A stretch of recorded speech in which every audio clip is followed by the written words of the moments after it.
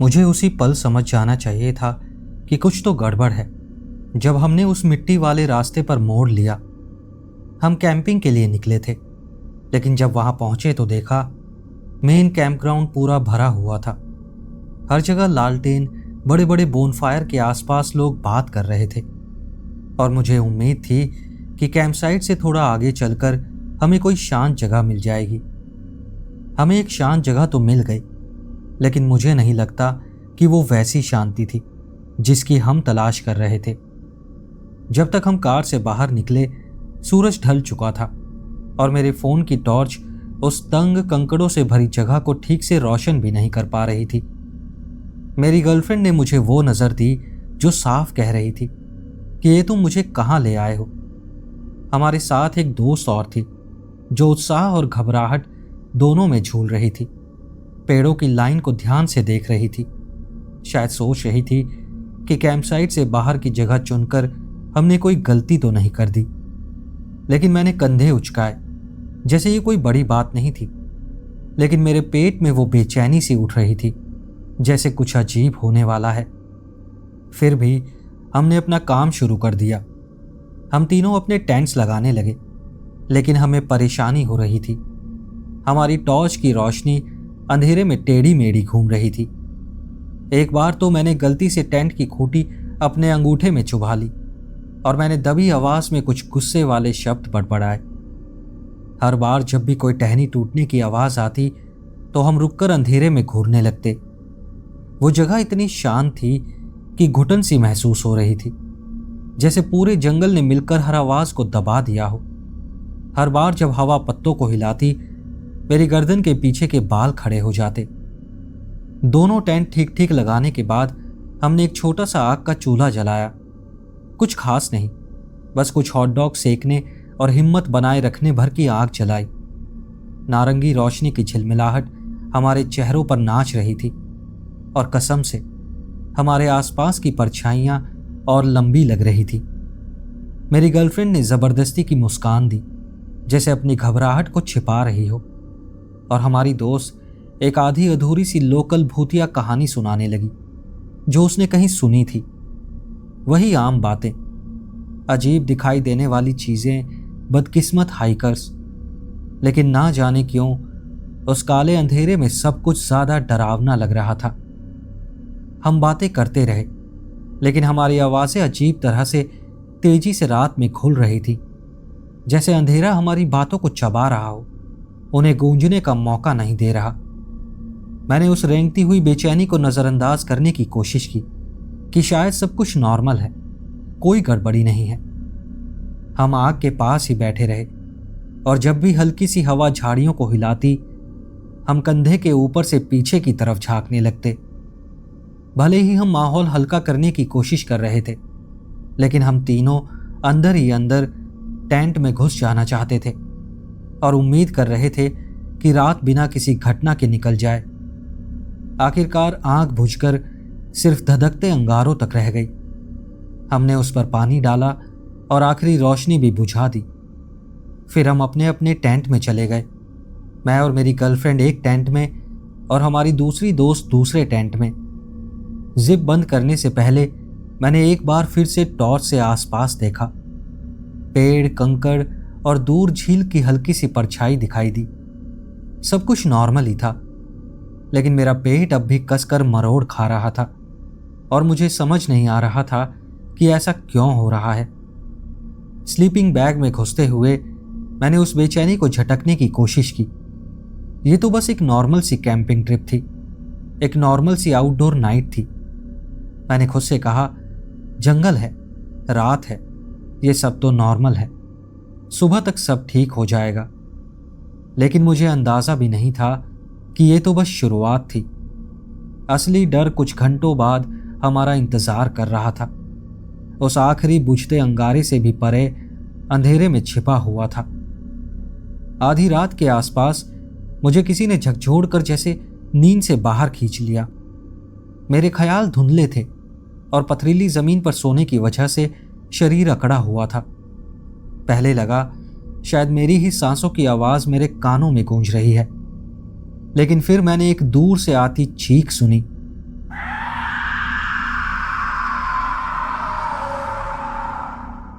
वो लंबी कांपती हुई चीख सन्नाटे को ऐसे चीर कर आई जैसी मैंने जंगल में कभी नहीं सुनी थी।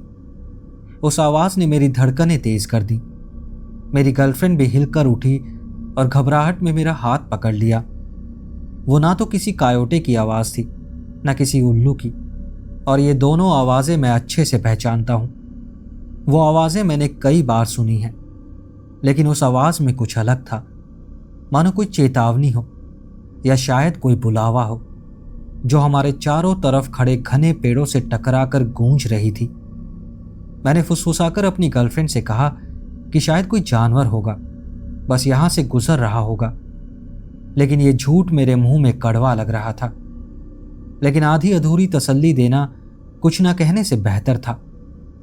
हम वहीं पड़े रहे, अगली आवाज सुनने के लिए कान लगाए रखे, लेकिन अब वो आवाज बंद हो चुकी थी और उसके बाद की खामोशी बहुत ज्यादा डरावनी लग रही थी, जैसे जंगल खुद रुका हो ये देखने के लिए कि अब हम क्या करेंगे। कुछ देर बाद तनाव थोड़ा कम हुआ और मेरी गर्लफ्रेंड फिर से लेट गई। मैंने भी उसकी तरह शांत होने की कोशिश की और स्लीपिंग बैग्स की हल्की आवाज पर ध्यान देने लगा और दूसरे टेंट में अपनी दोस्त की धीमी सांसों की आवाज सुनता रहा। लेकिन उस चीख की याद मेरे दिमाग में बार बार चल रही थी। जब मैं फिर से नींद में डूबने ही वाला था, तभी मुझे बाहर से किसी के धीरे धीरे चलने की आवाज सुनाई दी। पहले लगा कि हवा किसी डाली को कंकड़ों पर घसीट रही होगी, लेकिन उसमें एक ताल थी, जैसे कोई बहुत संभल कर कदम रख रहा हो। कोई हर कदम कंकड़ों पर चरमराहट पैदा कर रहा था, कभी पास कभी दूर, जैसे कोई चक्कर लगा रहा हो। मेरी धड़कन तेज हो गई, हर नस डर के मारे खड़ी हो गई। मैंने खुद को समझाया कि शायद हमारी दोस्त बाहर गई होगी, शायद उसे बाथरूम जाने की जरूरत होगी, लेकिन उसने पहले बताया था कि वो अकेले बाहर जाने से घबराती है। तो मैंने उसका नाम पुकारा, इतना धीमे कि आसपास वाला सुन ले, लेकिन उसका कोई जवाब नहीं आया। मैंने बाहर देखने की हिम्मत नहीं की। मैंने सोचा कि शायद बाहर कुछ नहीं था, मेरा भ्रम था। फिर भी मेरा दिमाग हर संभावना को सोच रहा था। कोई खोया हुआ कैंपर रास्ता ढूंढ रहा होगा, या कोई रेंजर होगा जिसे पता नहीं था कि वो हमें कितना डरा रहा है।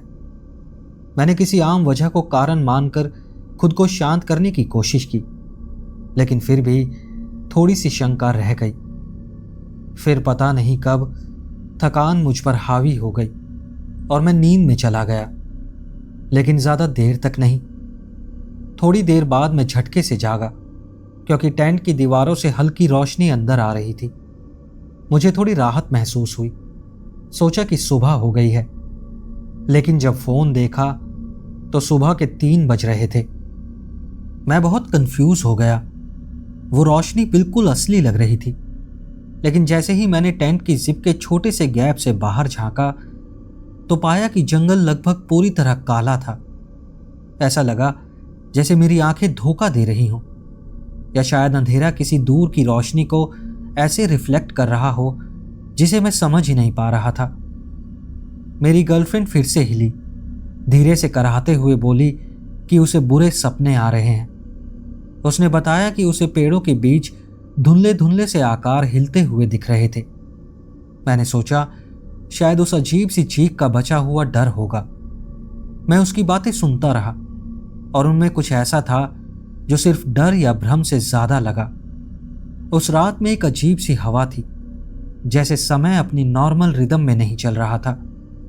एक पल लगता कि सुबह हो गई और अगले ही पल ऐसा लगता जैसे हम फिर से अंधेरे में डूब गए हैं। मैंने उसे समझाने की कोशिश की कि सुबह हम इन सब बातों पर हंसेंगे, लेकिन वो डरावनी भावना मेरे अंदर रम गई थी। वो खोखली चीख, वो अजीब सी कदमों की आवाज, वो झूठी सुबह, इनमें से कुछ भी समझ में नहीं आ रहा था। फिर भी ये सब किसी तरह जुड़ा हुआ लग रहा था। मैंने खुद को यकीन दिलाया कि जब तक हम टेंट के अंदर जिप बंद करके बैठे हैं, हमारे साथ कुछ गलत नहीं हो सकता और सुबह होने पर सब कुछ ठीक हो जाएगा। आखिरकार अपनी गर्लफ्रेंड का हाथ पकड़कर मैंने दोबारा आंखें बंद कर ली। मेरे दिमाग में लंबे लंबे साए और रोशनी की हल्की झिलमिलाहटें घूम रही थी, लेकिन मैंने खुद को समझाया कि यह सब बस मेरी कल्पना है। काश मुझे पता होता कि रात का सबसे डरावना हिस्सा अभी बाकी था, धीरे धीरे और करीब आ रहा था। थोड़ी देर बाद मैं फिर से जागा। मेरे स्लीपिंग बैग के निचले हिस्से पर कुछ दबाव महसूस हो रहा था, बिल्कुल वहीं जहां मेरे पैर थे। अचानक आए झटके से मेरा दिमाग घूमने लगा। मैं साफ साफ महसूस कर सकता था टेंट की दीवारें अंदर की ओर दब रही थी, जैसे बाहर से कोई धक्का दे रहा हो। एक सेकंड के लिए मैं जम गया। मेरा दिल तेजी से धड़कने लगा। मुझे समझ ही नहीं आ रहा था कि मैं सपना देख रहा हूं या सच में कुछ हो रहा है। लेकिन फिर मेरी सर्वाइवल इंस्टिंक्ट जाग गई। मैं हाथ पैर मारने लगा, चीखने लगा, इतनी कच्ची डर से फटी आवाज में कि वो मेरी खुद की भी नहीं लग रही थी। मेरी गर्लफ्रेंड झटके से उठ बैठी।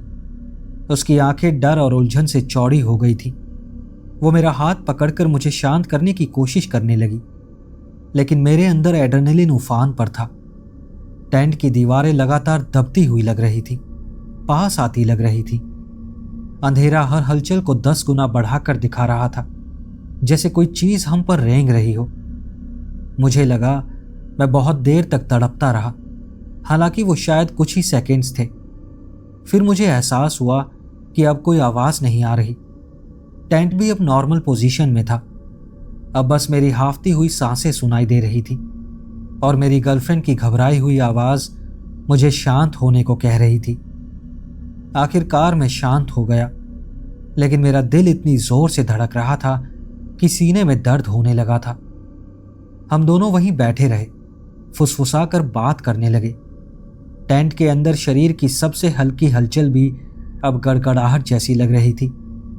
हम लगातार किसी अगली आवाज का इंतजार करते रहे, जिप खुलने की, किसी गुर्राहट की या कंकड़ों पर कदमों की, लेकिन ऐसा कुछ भी नहीं सुनाई दिया।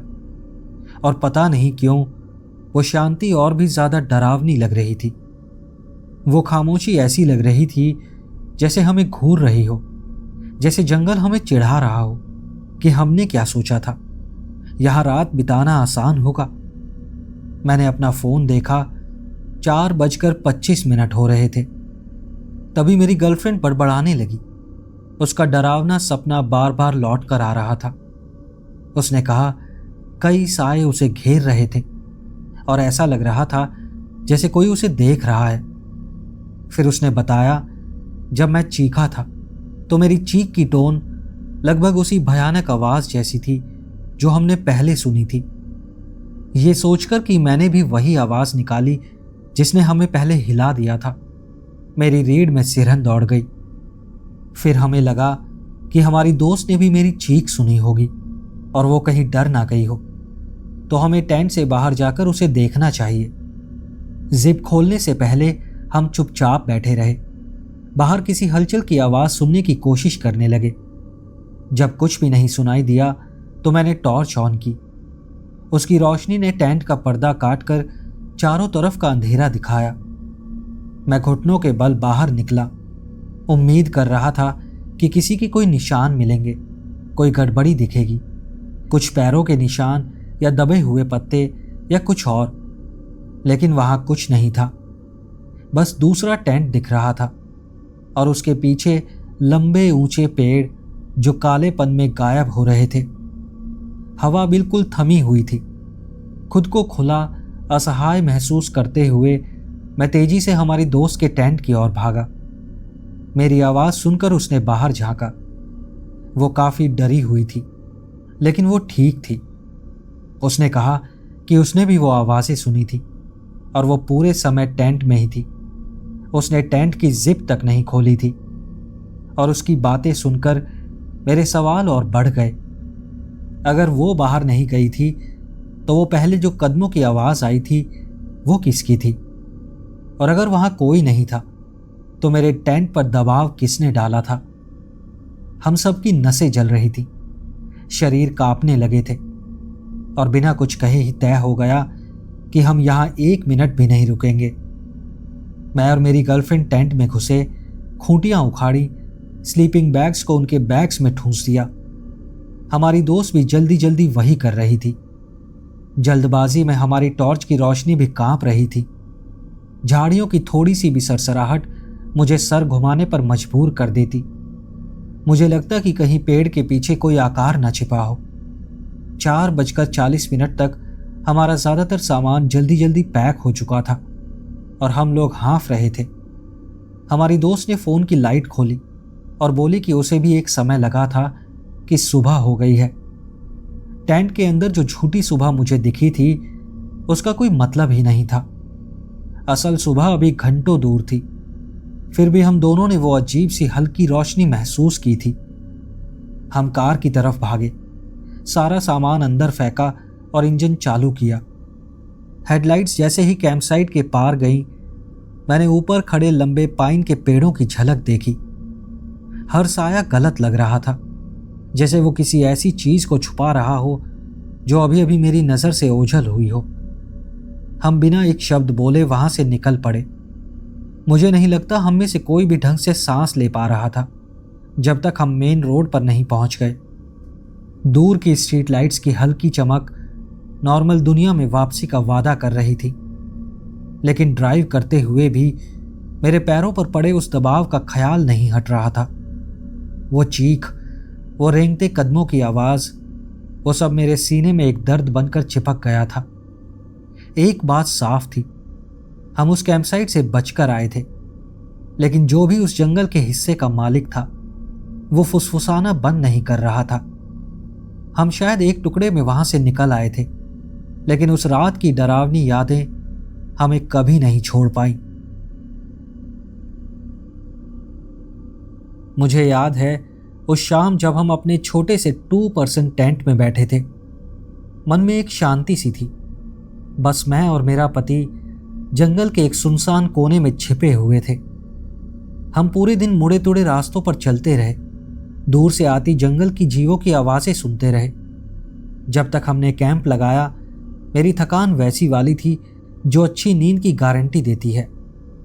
हम लोग आराम से सोने चले गए, लेकिन आधी रात के बाद एक वक्त में हल्के से जाग गई। शुरुआत में मैं बस इतना समझ पाई कि चारों तरफ बहुत गहरा अंधेरा था। केवल चांदनी की हल्की सी चमक टेंट के कपड़े से छनकर अंदर आ रही थी। मैंने चारों ओर देखा, समझने की कोशिश की कि मैं कहाँ हूं, और फिर मुझे एहसास हुआ कि मुझे बाथरूम के लिए बाहर जाना पड़ेगा। और इसमें कोई डरने की बात नहीं थी। कैंपिंग ट्रिप्स पर ऐसा होता रहता है। वैसे मैं बाथरूम कंट्रोल करना चाहती थी, लेकिन मुझे पता था कि अगर मैं नहीं गई तो मुझे दोबारा नींद नहीं आएगी। मैंने चुपचाप अपने पति की ओर देखा ताकि उन्हें जगा न दूं। वो गहरी नींद में सोए हुए थे, धीमी स्थिर सांसों की उस लय में जिसे मैं बहुत अच्छे से जानती हूं। मैं लगभग तय कर चुकी थी कि चुपचाप बाहर निकल जाऊं, लेकिन तभी एक अजीब सी आवाज ने सन्नाटे को चीर दिया। एक धीमी खरोचने की आवाज, जैसे उंगलियां जमीन पर घिसट रही हों। मेरे ख्याल एक पल में बिखर गए। मुझे लगा शायद कोई जिज्ञासु जानवर इधर उधर सूंघ रहा होगा, लेकिन वो आवाज बहुत सटीक थी, जैसे जानबूझकर बनाई जा रही हो। मेरी सांसें अटक गईं। मैं वहीं जम गई। मैं सुनती रही कि क्या ये आवाज दूर जा रही है, लेकिन जब आवाज कम नहीं हुई तो मैंने हिम्मत जुटाई और टेंट के जिप को थोड़ा सा खोला। बाहर से चांद की रोशनी अंदर आई। पहले तो बस झाड़ियों की परछाइयां और लंबे पेड़ों की रूपरेखाएं दिखी। फिर मुझे बाईं ओर कुछ हरकत महसूस हुई। ऐसा लगा जैसे कोई आकृति है, लेकिन झुककर बैठी हुई है। और जब मेरी आंखें अंधेरे में एडजस्ट हुईं तो मुझे समझ आया कि वो एक औरत थी। वो जवान लग रही थी, बाल उलझे हुए थे, गुच्छों में चेहरे पर लटक रहे थे। वो इतनी करीब थी कि मैं सोचने लगी, मैंने उसे आते हुए कैसे नहीं सुना। वो अजीब तरीके से झुककर बैठी हुई थी और अपनी उंगलियों से मिट्टी खोद रही थी। छोटी छोटी मिट्टी की गांठें निकाल रही थी, मानो कोई छुपा हुआ खजाना ढूंढ रही हो। फिर मुझे महसूस हुआ कि उसके पोस्चर में कुछ गड़बड़ थी। वो बहुत धीरे सावधानी से हिल रही थी, जैसे किसी सम्मोहन में हो। मैंने खुद को संभालने की कोशिश की, लेकिन मेरी धड़कनें मेरे कानों में बज रही थी। मैं बार बार अपने पति की ओर देखती, जो अभी बेखबर होकर सो रहे थे। जंगल के बीच किसी अजनबी के ऐसे सामने आने का विचार मुझे अंदर तक डरा रहा था।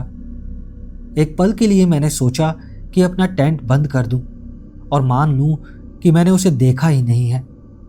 लेकिन क्या पता उसे मदद चाहिए हो, या क्या पता वो हमें नुकसान पहुंचाने आई हो। यह सवाल सोचकर ही मेरे शरीर में सिरहन दौड़ गई। तो मैं पीछे हटकर अपने पति को हल्के से जगाने लगी। धीमी फुसफुसाहट में मैंने कहा, बाहर कोई है। उनकी आंखें तुरंत खुल गईं। उन्होंने भी उसी आधी खुली जिप की तरफ देखा और फिर बिना सोचे उन्होंने टॉर्च उठाई। मैं उनके पीछे ही रही, उनके कंधे के ऊपर से झांकते हुए देखने लगी जब उन्होंने टॉर्च की रोशनी उस औरत की ओर डाली। रोशनी के बाद भी वो लगभग उसी पोजीशन में रही, बस उसने मिट्टी खोदना बंद कर दिया। तभी रोशनी उसके चेहरे पर पड़ी। उसके चेहरे पर मिट्टी और पसीना चिपका हुआ था और उसकी आंखें बहुत अजीब सी लग रही थी, जैसे वो पूरी तरह होश में ना हो। मेरे पति ने आवाज देकर पूछा, हे मिस, आप ठीक है ना? लेकिन वो कुछ नहीं बोली। वो बस धीरे से उठी और उसकी उंगलियों से मिट्टी झड़ गई। एक पल को लगा कि वो कुछ बोलेगी या फिर हम पर हमला कर देगी, लेकिन वो चुप रही। फिर एक सहज हरकत में वो मुड़ी और जंगल के गहरे अंधेरे में चली गई और टेंट के बिल्कुल पास वो छोटा सा गड्ढा छोड़ गई। मैं और मेरे पति हैरानी में एक दूसरे को देखते रहे। मेरा एक हिस्सा उसके पीछे जाकर उससे पूछना चाहता था कि वो कौन है, लेकिन मेरी समझदारी कुछ और कह रही थी। उस जगह की सुनसानियत एकदम भारी लगने लगी। कुछ देर की अंदरूनी बहस के बाद मैंने तय किया कि मुझे बाहर जाना ही पड़ेगा। मैं अपने आप को सुबह तक नहीं रोक सकती थी। तो मैंने टेंट पूरा खोला और अंधेरी परछाइयों में उसे ढूंढने लगी। रात की हवा 1 घंटे पहले से भी ज्यादा ठंडी लग रही थी। मेरी जैकेट के आर पार जा रही थी। हर पेड़ डरावना लग रहा था। मेरे पति पहरा देते रहे, टॉर्च को इधर उधर घुमाते रहे, जबकि मैं उसे ढूंढने की कोशिश करती रही, लेकिन वो मुझे कहीं नहीं दिखी। पर वो बेचैनी वैसी की वैसी ही बनी रही। टेंट में लौटकर हमने दोबारा लेटने की कोशिश की। हमने धीमी आवाज में बात की कि जो कुछ अभी हमने देखा वो क्या हो सकता है। क्या वो खोई हुई हाइकर थी या किसी दूसरे कैंपसाइट से भटक कर वहां आ गई थी। लेकिन दोनों ही बातें सही नहीं लग रही थी। थोड़ी देर बाद थकान ने डर को हरा दिया और हमने टेंट की जिप बंद की और लेट गए। मैंने अपनी आंखें बंद की और उम्मीद करने लगी कि बाकी रात शांति से गुजरेगी। लेकिन हर बार जब भी हवा पत्तों को हिलाती, मैं डर जाती कि शायद वो फिर से आ गई है। टेंट के ठीक कुछ इंच दूर वैसे ही झुकी हुई बैठी है। टेंट की दीवार अचानक बहुत पतली, लगभग पारदर्शी लगने लगी। कुछ देर के लिए शायद मैं सो गई, लेकिन फिर मुझे बेचैन कर देने वाले सपने आने लगे। मेरे मन में बार बार वही दृश्य लौट रहा था। चांदनी में घुटनों के बल बैठी हुई वो औरत दिख रही थी। अब भी उसकी उंगलियां मिट्टी खुरच रही थीं और उसके चेहरे पर वही खोखलापन दिख रहा था, जैसे उसके अंदर कोई गहरी पीड़ा दबी हो या वो किसी और ही दुनिया से आई हो। मेरे पति काफी देर तक जागते रहे। टॉर्च पकड़े हुए वो कई बार करवट लेते रहे, जैसे वो उसके लौटने का इंतजार कर रहे हों। रात का पहला हिस्सा ऐसे ही बीता। 2 लोग एक ऐसे कैंपसाइट में जो कुछ घंटे पहले तक कितना सुकून भरा लग रहा था। अब दोनों इस बात को समझने की कोशिश कर रहे थे कि एक औरत से अजीब मुठभेड़ से सुरक्षा का वो एहसास गायब कैसे हो गया। हमें अंदाजा ही नहीं था कि आगे क्या होगा, या वो अजनबी फिर से लौटेगी या नहीं। हम बस लेटे रहे, अपने कानों को तानकर किसी अगली हलचल का इंतजार करते रहे और दुआ करते रहे कि सुबह होने से पहले वो दोबारा ना आ जाए। पता नहीं मैं कब सो गई, क्योंकि मैं एक धातु की खड़खड़ाहट से चौंक कर जागी जो हमारे टेंट के ठीक बाहर से आई थी। मुझे यह समझने में कुछ वक्त लगा कि मैं कोई सपना नहीं देख रही। नहीं, यह हकीकत थी। कोई हमारे सामान को खंगाल रहा था। मेरे अंदर बेचैनी होने लगी कि कहीं वो अजनबी लड़की वापस तो नहीं आ गई। मैंने सर घुमाया और मेरे पति की आंखें भी चौड़ी होकर खुल गईं। लेकिन हम दोनों चुप रहे। हम दोनों एक दूसरे को देखते रहे, जबकि बाहर वो खड़खड़ाहट जारी रही। कुछ देर ऐसे ही चुप रहने के बाद हमने सोचा कि कुछ करना चाहिए। मेरे पति ने धीरे धीरे टेंट की जिप खोली और टॉर्च हाथ में लेकर टेंट के बाहर कदम रखा। मैं भी उनके ठीक पीछे सर बाहर निकाल कर देखने लगी। उस वक्त मेरी धड़कनें तेज हो रही थी। और हाँ, वो वही थी, वही लड़की, वही गंदे कपड़े, वही बिखरे उलझे बाल। बस अब वो हमारे सामान में पूरी तरह खोई हुई थी। उसके पैरों के आसपास बर्तन और बाकी की चीजें बिखरी पड़ी थी। वो झुकी हुई थी। उसका सर तिरछा था, जैसे हमारा सामान उसे हमसे ज्यादा दिलचस्प लग रहा हो। वो कोई चीज लेकर भागने की कोशिश नहीं कर रही थी, लेकिन जिस तरह वो हमारे सामान को देख रही थी उसने मुझे अंदर तक डरा दिया था। उसके चेहरे पर एक अजीब डरावनी सी जिज्ञासा थी, बिल्कुल बच्चे जैसी। लेकिन उसकी अस्त व्यस्त हालत से यह बिल्कुल मेल नहीं खा रही थी। मेरे पति ने उसे आवाज दी, चिल्लाकर नहीं, लेकिन इतनी ऊंची कि जंगल की खामोशी में साफ सुनाई दे। हे मिस, ये हमारा सामान है। आपको कुछ मदद चाहिए क्या? क्या आपके साथ कुछ हुआ है? उनकी आवाज उनके तनाव को छुपा नहीं पा रही थी। टॉर्च की रोशनी उसके चेहरे पर पड़ी और उस रोशनी में उसकी आंखें चमक रही थी।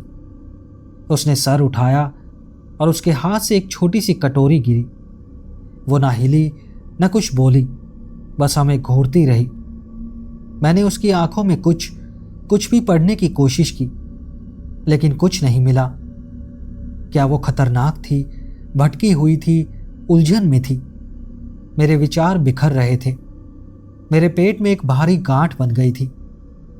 मेरे पति अब भी उससे पूछ रहे थे कि क्या वो ठीक है, लेकिन उसने कोई जवाब नहीं दिया, ना ही कोई संकेत कि उसे क्या चाहिए। वो बस उसी डरावनी निगाह से हमें घूरती रही, जैसे उसे हमारी बातें समझ ही नहीं आ रही थी, या शायद उसे कोई परवाह ही नहीं थी। मैं अभी कुछ सोच भी नहीं पाई थी कि मेरे पति टेंट के पास आकर धीरे धीरे पीछे हटने लगे।